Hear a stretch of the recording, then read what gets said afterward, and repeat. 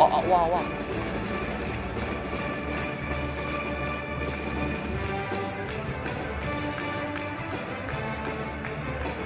I think this boy is insane. Insane. I think it's this kind of people, that suddenly when we all put in our 10, 15 years of work, then suddenly we see this kind of boy at 7 years old kicking our asses, then be like, maybe I just give up. Hi, my name is Govin Tan, and I'm an ethnic percussionist / drummer. And today, we'll be reacting to some percussion videos online. Are you ready? Let's go!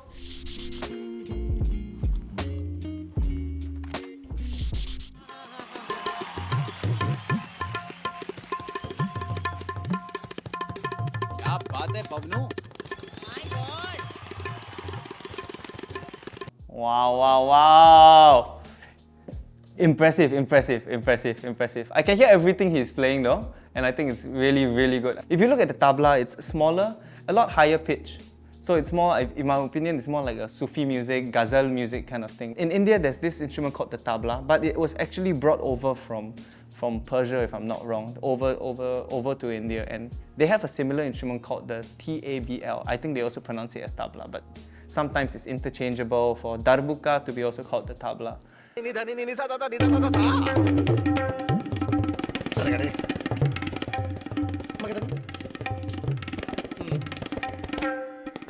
Usa.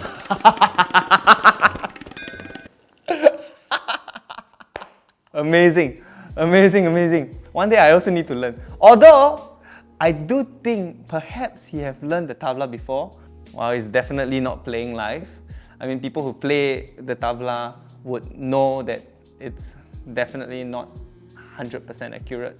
To create that sound, that speed with one hand, I think it's kind of possible to a certain extent, but you got to change the different, in tabla words or language, we say bols, which are different syllables that they use. Combing on one hand, we can do and comb. Honestly, we can do that, right? But not tidikittas, not that kind of thing, a bit difficult to play. There are 3 types of accompaniment in Indian music, right? So you have vocal, which is what we just watched. Instrumental is like tabla with the sitar, with the bansuri or santur, any kind of North Indian instrument. Then we have dance, which is kathak, kathakali, all these kind of different drums. But if you look at it from some perspective, he actually played it a bit like a pakawaj, which is also another North Indian instrument that is in a cylindrical shape, similar to that of the South Indian mridangam, but it is also kind of using dataka tunga, dage dige, a bit similar to the tabla, but slightly different.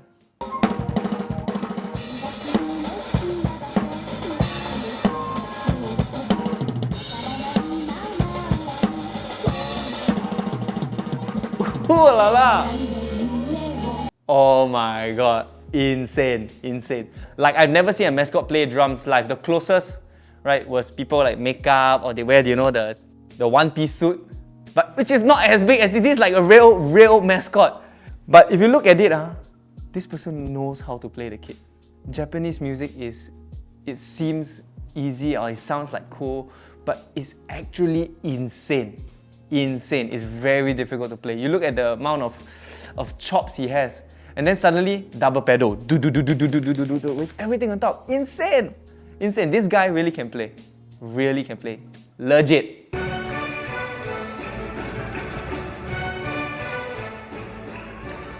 Wow.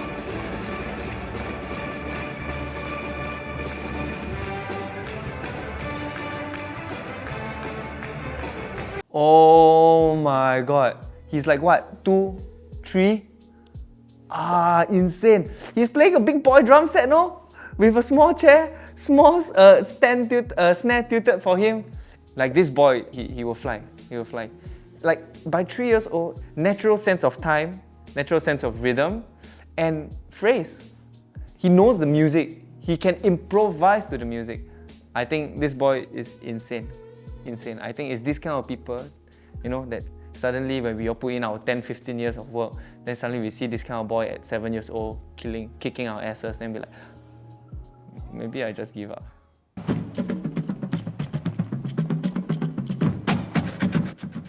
Wow. Ha! Yeah.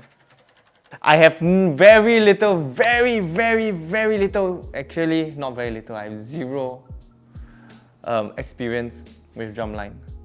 I've always enjoyed watching it, and to me, it has one of the most elaborate stickings. Stickings meaning right, left, how they play their sticks, their form is insane.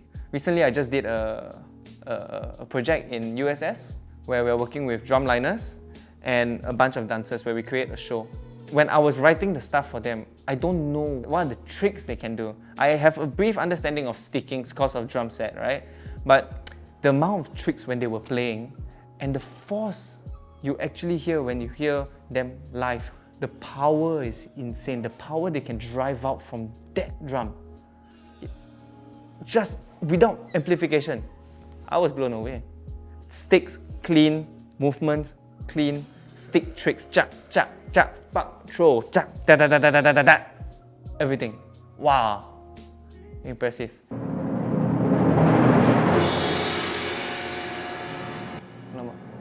Lama. Oh no. Orchestral percussionists go through a different realm of training. From where I'm from, in the ethnic world, we do a lot of oral training. So whatever we play can be said, and we will just tell you, and then the teacher will tell me, and then I will have to learn it by ear, and then I'll play it out. But from the orchestral side, I'm not saying everyone, quite a large number of percussionists that go through this kind of training, like you watch in the video, they are used to playing scores with something in front of them. In my opinion, there are two very different worlds. Both have its strengths and weaknesses.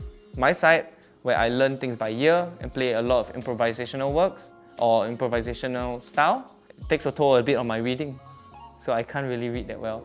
But from the other side, or the classical side of things, maybe you ask them to express themselves, they'll be like, I don't know what to play. But when you look at them playing a score, it's like, for them, reading kindergarten book like that. They just churn it out very well, and not just very well, clean, precise.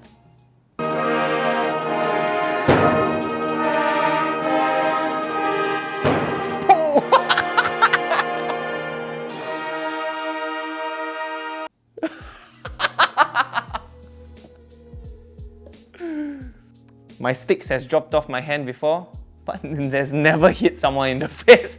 But what I think was very funny is, and shocking, was that even if that stick hit you, I'm just shocked that the girl left the stage and left her part. In my opinion, that is not... I mean, you're on the show, you committed to the show, you do it from the start to the end. You do whatever happens. You break your hand, stay there. Well, it happened. I think she must be really angry with him, like super angry. She left the stage. Her host, that means her section, part of the music is gone. Did she come back? I hope she did. So we have two triangles.